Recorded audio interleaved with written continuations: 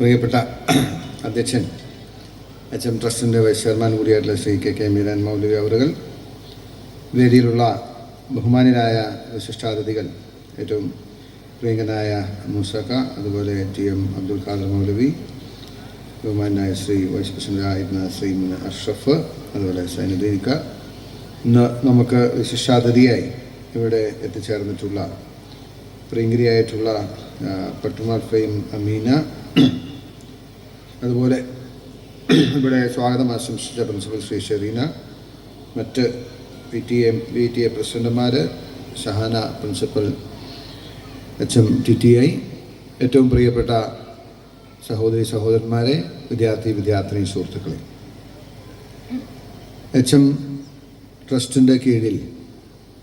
വിവിധ സ്ഥാപനങ്ങൾ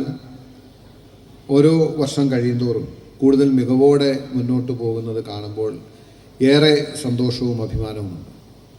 ഇന്ന് നമ്മൾ ഹയർ സെക്കൻഡറി സ്കൂളിൻ്റെ ആനുവൽ ഡേ ആഘോഷിക്കുമ്പോൾ ഒരുപക്ഷെ 2 വർഷങ്ങൾക്ക് മുമ്പ് എടുത്ത ഒരു പുതിയ തീരുമാനം, പെൺകുട്ടികൾക്ക് മാത്രമാക്കി സ്കൂൾ മാറ്റിക്കൊണ്ട് ഇന്ന് ഓരോ വർഷവും എണ്ണം കൂടി വരുന്ന ആ സ്കൂളിൻ്റെ നിലവാരം ഉയരുന്നതും